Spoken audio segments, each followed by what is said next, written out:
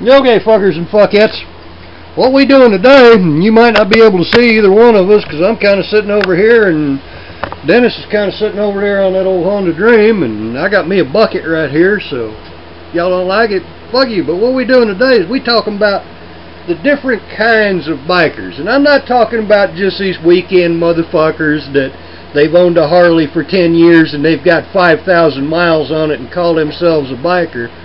I mean, I'm talking about the real deal, you know. These weekend motherfuckers, just shoot them off to the side, because you've got other kinds of bikers, and Dennis had just started to point out here about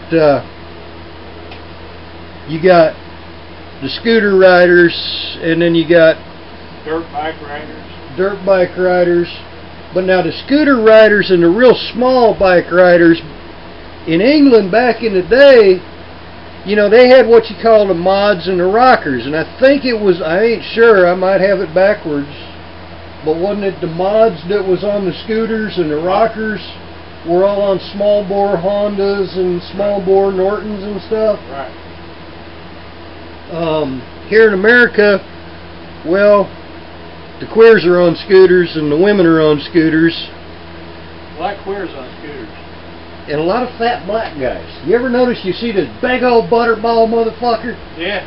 You have a little 50cc scooter. Yeah, right. I know. Fucking mix the oil with it. And they're always good natured. Smoke coming out of the back of it. Yeah, and they're always good natured about it. I mean, you know, they're having fun. That's what they do. And they'll generally tear up 4 or 5 of them a year. But I mean, they're having fun. That's what they like to do.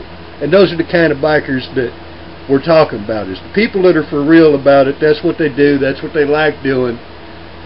You know, you got different kinds of dirt bikers, because you got the enduro guys. And you got the ATV riders. And the ATV riders. Yeah, that's all. Well, no, that's more than 2 wheels. Well, I got the 3-wheeler and the 4-wheeler. And a lot of them just ride the 3-wheelers, and some just ride the 4-wheelers. Well, yeah, because wheelies across the fucking fairgrounds are fun on them little 3-wheelers. But yeah, still, that's more than 2 wheels. But you got the enduro guys. Right. You got the straight dirt bike guys. You got the trail riders. Well, and then you got the Honda Goldwing riders. I mean, that's a sect all by themselves. That's a cult. Well, yeah, because you got the Goldwing Road Riders Association. Right, them guys with a CB. You know, they got a CB with a little with a microphone, and they can talk to their fat ass wife or girlfriend on the back. Well, no, that's through the intercom. The CB's where you talk shit to the truckers, and they're trying to figure out who the hell you are. Yeah, I know. They think you're in a car or something. But that intercom, so they can converse with their fat fucking girlfriend on the back with no tits, you know. Well, they had them big old watermelon titties that come down to her belly button, because they're all our age. Yeah, I know, yeah. But then, back on the dirt bikers, you got the hill climbers. I already covered the trails guys. Yeah, I get hill climbers. You got the beach runners, and I think out west in California and Arizona, they call them desert dogs or some shit like that. Yeah, out there. And where Dennis was at on the Goldwings, the Goldwings are a cult following all their own, and there's really 2 kinds. I mean, you've got the guy on the Goldwing that he's into everything. He's got that Bluetooth going with his cell phone in one ear. Guilty. He's got the intercom going. Not guilty, because I don't haul no fucking passengers. Bitch better ride her own. He's got the CB going. He's got the stereo blasting, just having a good time rolling down the road on what's basically a living room on wheels.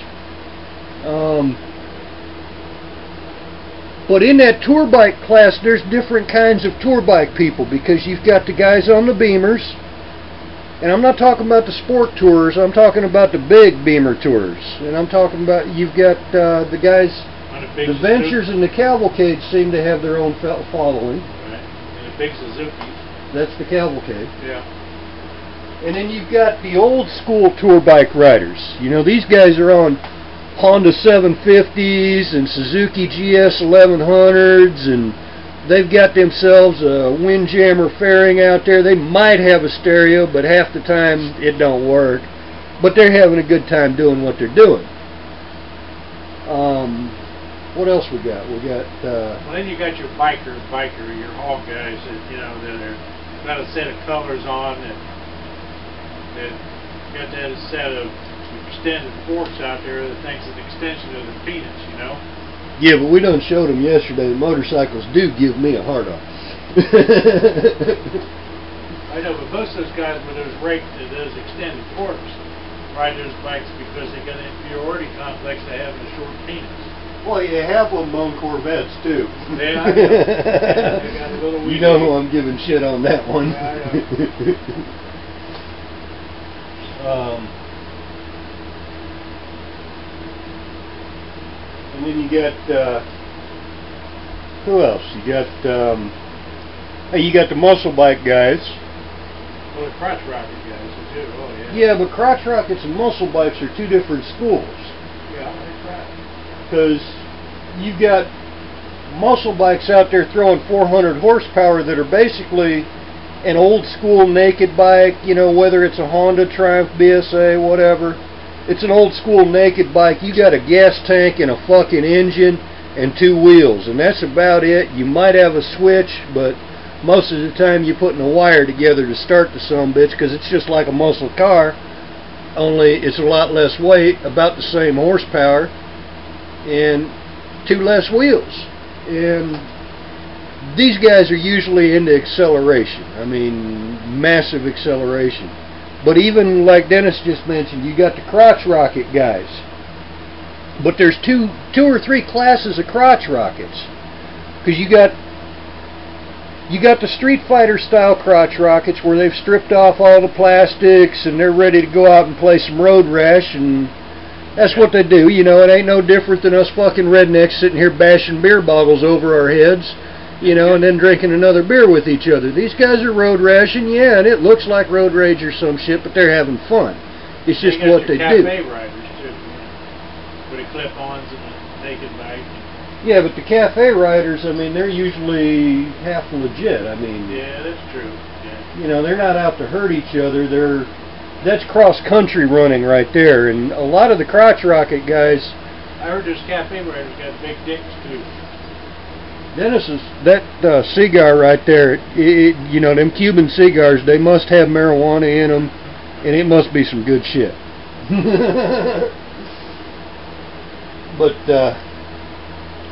yep, this is what you call Presidente, 7.5 inches, 52 ring on it. But I got 11-inch cock with a 102 centimeter ring on it too. 102 millimeter ring. But well, even in the crotch rocket guys, you've got, what do you call them? You got the guys that have the crotch rockets and they'll put on the extended swing arms, and all they do is drag race. They can't corner for shit because that extended swing arm and lowering it fucks up your center of gravity. And yeah, if you're young, you can power slide that bitch around the corner, but the guys that are running real crotch rockets generally will put the swing arms on, at least they can corner with it.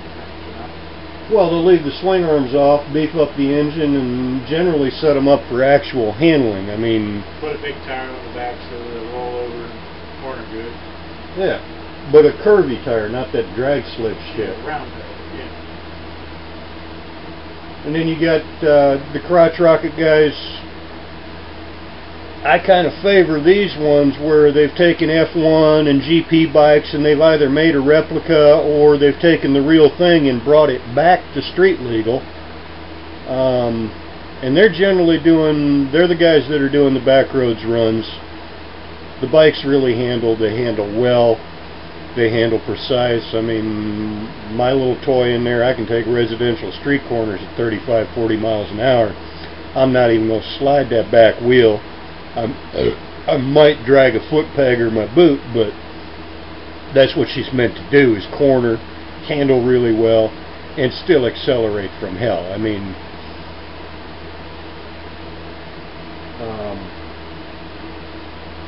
and then you got different classes of Harley riders too, because it's not just the color wearing guys, it's not just the... And then you got the dykes on bikes. Yeah, but you got a lot of women on bikes now that ain't really dykes. They just... I don't know. I think most women on bikes got some homosexual tendencies, if you ask me. Well, I hope so, because 2 women is fun. But you got different kinds of Harley riders. You've got the women on Sportsters, and they're there for the vibration, and a lot of them, they'll actually come by here and say, hey, put them buttons in the seat. And we all know what them buttons are for, but we ain't saying nothing. Well, I just did, but I didn't. You know what I'm saying? And you've got the guys that they want a soft tail or they want a tour glide. You've got the die-hard panheads forever guys. You got the knucklehead guys. That kind of goes into the vintage Harleys, though. Yeah, I know. Yeah. Because usually the knucklehead guys, they're either into a bone stock bike or they're into flat trackers on the street kind of thing. Yeah, they got a K model or a 45 side valve or a knucklehead, yeah, or a WLA or something like that. Yeah. With a rifle, machine gun down. Guilty. Got the machine gun too, but it's been fixed to where it doesn't fire, it just fires propane, damn it. But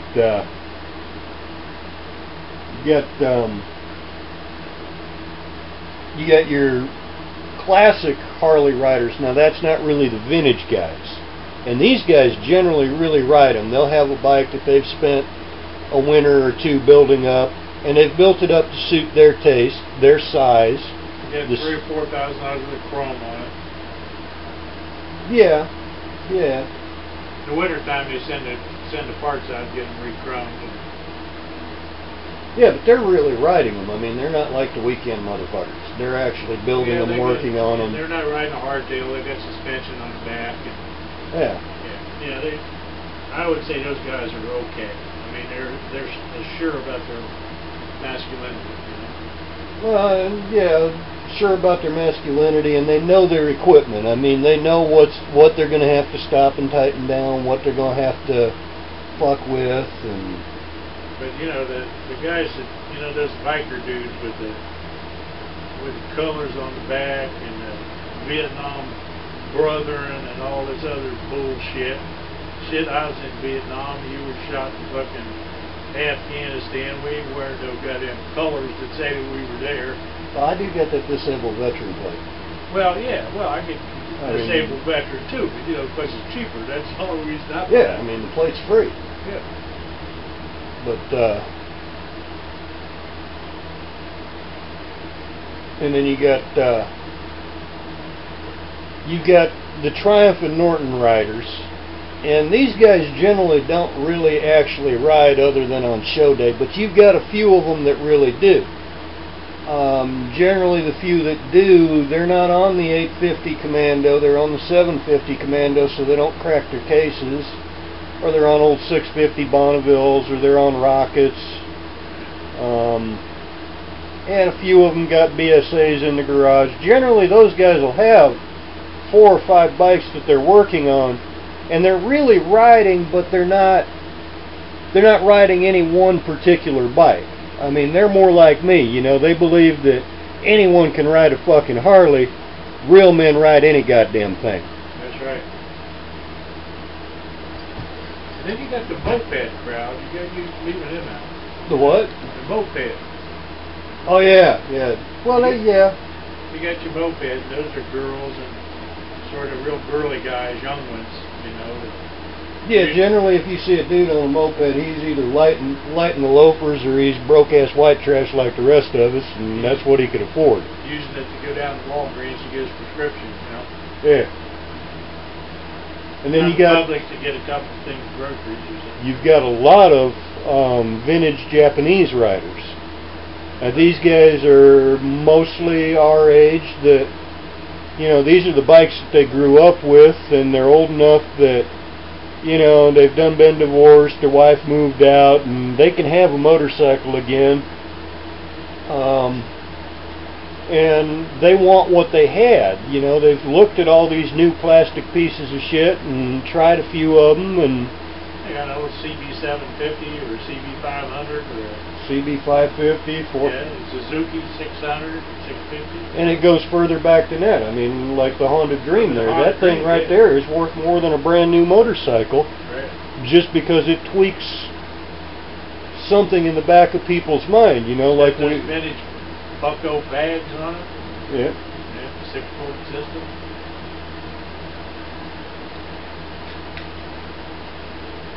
And then you got different classes of the vintage Japanese guys too, because you've got the ones that come to someone like me and Dennis and have us go through one, and then you've got the ones that do it themselves, and then you've got a third category that tries to do it themselves. You can't do it. Well, that, or, you know, I mean, you've seen the phone, you've seen how that drives me crazy, that fucking thing ringing all the time.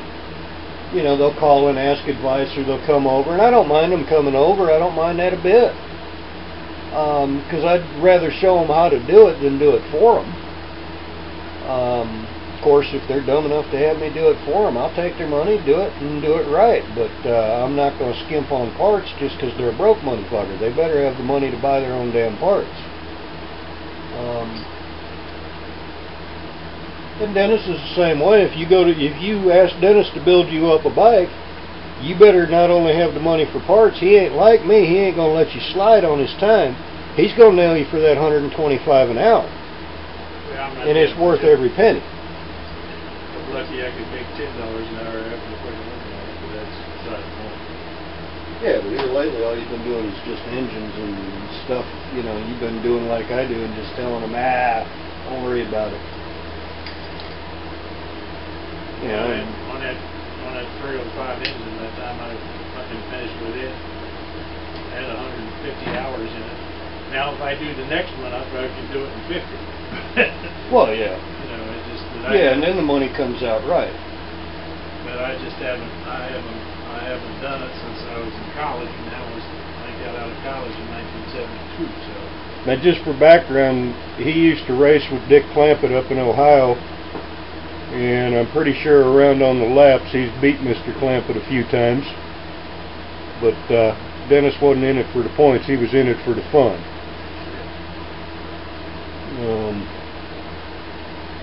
And me, well, hell, y'all all know that I'll race any fucking buddy, but I ain't starting my bike until your title's on the line.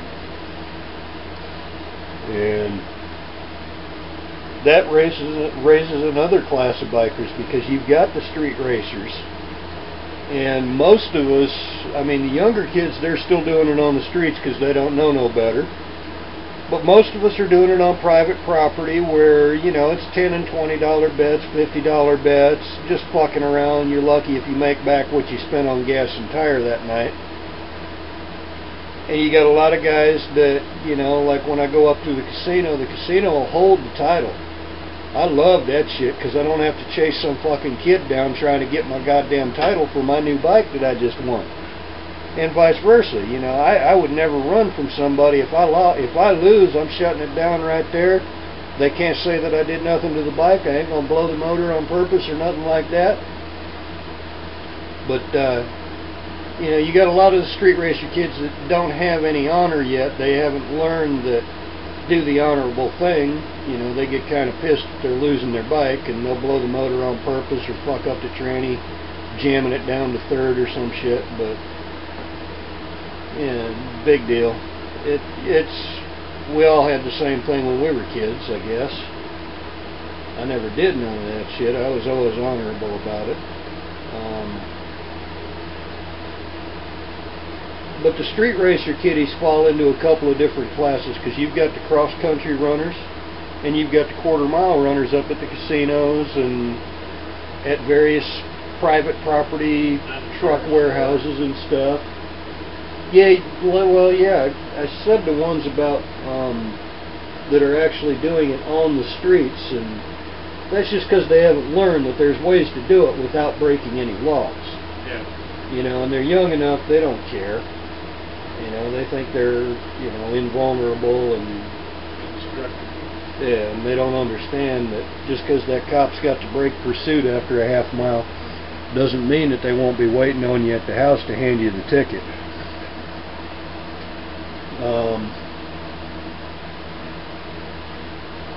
And then now a new class has kind of emerged, because you've got the guys that they've given up on working on their Harley every couple of 100 miles, and they're riding Confederates, they're riding modern day Neo Vincents, they're riding Victories, because they want a reliable bike, but they still want that feel of that big V-twin. At least they'll get there where they won't get there in the fucking Harley, you know? Yeah, I mean, even my 05 V-Rod, you can't take that son of a bitch from here to Alabama without something expensive breaking. Yeah, look at make it. But, you know, and that raises another thing. The Harley guys are generally in-town guys. The Harley guys who are actually putting them on the road and running them for real, you know, they're not putting something on the road that came from Harley. They're putting something on the road that they've built up, and they've built it up right. Every bolt's got Loctite. Everything's, you know, got nylock nuts. It ain't gonna shake itself apart as much. Softail, you know, it ain't gonna shake itself apart too bad, but you've always got little things like the intake nuts come loose, shit like that. Hell, I had a carb fall off going down the goddamn road on that deuce. But the Vincent guys, the Neo Vincent, because you can't call them a real Vincent, basically any of the guys that are on the 50-degree reliable V-twins, they just want to get on it and go several hundred miles at a time. And yeah, they might ride it around town, but they just don't want all the problems that a Harley gives them. You guys, you know, one class that you really forgot is that, or the three-wheelers. There's really two different types of three-wheelers. Actually, three different types. There's the guys that drive your Volkswagen trikes. Yeah. And then there's your Goldwing trikes, because they need to have training wheels on them, because you can't ride a regular bike.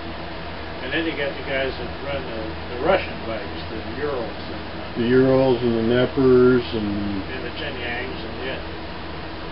So that's, you know, that's you know, there's three different classes of three-wheelers, you know, and sidecar, well, sidecar riders too.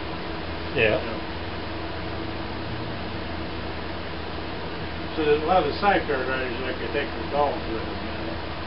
And they put the dog in the sidecar, and then they ride the bike. Or they just didn't have enough room in their Goldwing and they need the side hack to haul the groceries, or they got a kid and a wife and they need to haul both. Or the wife's too fat to put on the back, so they put her in the sidecar. A lot of them are too fat. Yeah. But well, a lot of them, you know, too, I've noticed, I'm going to pick on one in particular here in this very neighborhood. Yeah. His nickname's Sidecar Steve, but I've seen him with his mom in the sidecar. His mother. Yeah, I saw a guy with a cat in the sidecar. But most of the guys. And there's sidecar racers. I mean, that used to be the big thing when I was a kid. Man, you know, we'd be out at the oval track, Madison County Speedway, and before the regular bike races, they'd let these sidecar guys go out there, and they'd have these guys leaning out there, and I mean, they was having the time of their life. We used to race the sidecars on ice. We'd down at Buckeye Lake in the winter time, and we'd have stud tires on that thing. We'd weld up the frame and put a bucket fiberglass seat off the tractor on it. See, I was racing dirt bikes and street bikes on ice, but after they outlawed the steel spikes, and they went to them rubber spikes, I just never could get used to them rubber spikes because I was get traction. Yeah. And then they got you've got in the cafe racers, you've got a couple of classes, because you've got the true cafe racers that are staying small bore, 450 cc's and under. Got the H1 Kawasaki with expansion chambers on it, gutted out, you know, cafe seat on it, fiberglass. Yeah, but the H1 kind of falls into big bore. I mean, it's a 500 with the power of a 1000. Yeah, I know what you call it. You know, whereas a Yamaha RZ400 or RD400 would fall more into the small bore category. That's true. And they do seem to, it seems like if you, I mean, you've seen some of the people that have brought them over, the little RD400 guys and the little small bore 125 Honda guys, that's generally what's in their collection is 3 or 4 small bores. Yeah. And then the big bore guys, they might have a small bore by accident, but they've always got, you know, 3 or 4 big bores or just one big bore that they've spent a lot of time and money on. Yeah. But, you know, but I would say that a cafe rider that's got an RD400 cafe and a H1 cafe pretty close in the same class. Now, I mean, it's a different class. The guy who's got the H2 to 750. Yeah, that's indefinitely falls in the big bore class. That falls in the fucking Widowmaker. You drive one of them sons of bitches, you're lucky to be alive. Or a hopped up Suzuki GT 750. Yeah, one of the two, yeah. Them GT 750s, you can make them do every bit as much as an H1 750 would. It's just most people don't take that time to do that machine work, which is what is required to make them do it. It doesn't take much, but most people aren't willing to take that time. And that rolls into another, you know, because you've got people that, you know, whether it's a street racer kitty or a cafe racer or whatever, you've got the guys that really do their own machine work, and then you've got their exact opposite where all they've ever done is put on bolt-ons and they think that that's performance. Which to them it is. You know, you actually can gain a little bit of performance with bolt-ons, but not as much as, you know, actually taking off your heads and shaving them, putting in some Wiseco pistons, TRW stainless crank and stuff like that.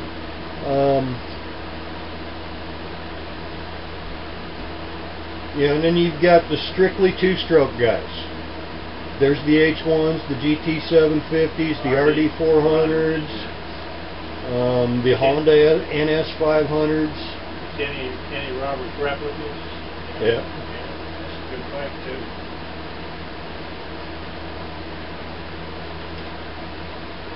And that raises a whole nother class there because you've got guys that, you know, they love the replica racers. They know that they've been detuned, but they will tune them back up. I think the rev limiter is a lot better. Well, yeah, that's the first thing to do is cut that trace and take the fucking rev limiter out. Yeah, and then you've got the guys that they're restoring, whether it's a Harley or a Honda or whatever, they'll restore them to bone stock. That's me. I like it. Yeah, but nobody really ran them that way back then. I mean, we all had Kirker pipes. We all had the little shorty stacks instead of the air box. I mean, yeah, they had the velocity stacks on it. Yeah, or velocity stacks. We all had, you know, we all had our own, you know, maybe it was just a neat signal light off of a bus that we were using for a tail light or something. Nobody really ran them stock. I mean, even today, you know, you got a lot of these guys that they're doing these complete, you know, bone stock restorations, and they'll be disappointed with the seat, and eventually they will get a Corbin, but they'll keep that stock seat in a bag somewhere protected or in a box or on a shelf. And then they got the guys that put that tail light with a cat on it, you know. Yeah, or the Maltese crosses. Yeah. Whatever happened to the Maltese cross mirrors? Yeah, that's true. Yeah, I love that shit. And then you got the T-shirt, you know, that says, "If you can read this, the bitch fell off." You know? Yeah, those guys. Yeah. Well, I got that jacket in there that says, "If you can read this, my log chain can fix your fucking high beams." That's true. So, anyways, I think we covered just about every type of motorcycle rider there is. Yep. And those are the real riders, folks. Like I say, anyone can ride a fucking Harley, and, you know, 5,000 miles on a fucking Harley across 20 years does not make you a biker. It just makes you a fucking idiot. There's the guys that got like a 900 Sport, an 888 Sportster, you know, they got in the garage and just take it on the weekends or drive it down to the root beer stand. And yeah, that's some weekend motherfuckers. Yeah, that's some weekend motherfuckers. And they'll swear that, you know, that little Sportster's the most reliable thing in the world. Yeah. But, you know, they don't really ride the goddamn thing. Right, and they got $2,500 worth of repairs last year at the Harley dealer. Yeah. The bucket ignition went out on it. Yeah, but they've never had a problem. You know, they've come here, they've gone to the Harley dealer, they've spent $2,500 to get it fixed, but they've never had a problem with the sumbitch. You know. Oh yeah, they claim they're really reliable. Yeah. It's like those Harleys, like they say, this was Ford, man, fix your repair daily. Well, I don't even call them Harleys. I call them Hardly Ablesons. Hardly and I own 8 of the fucking things. There is a 9th title, but we ain't gonna talk about what happened to that bike. Even though the statute of limitations has run out. Alright, Todd, I think, you know, you got enough there to put on your YouTube, so Alright. we covered them all. Holler at y'all fuckers and fuckettes later.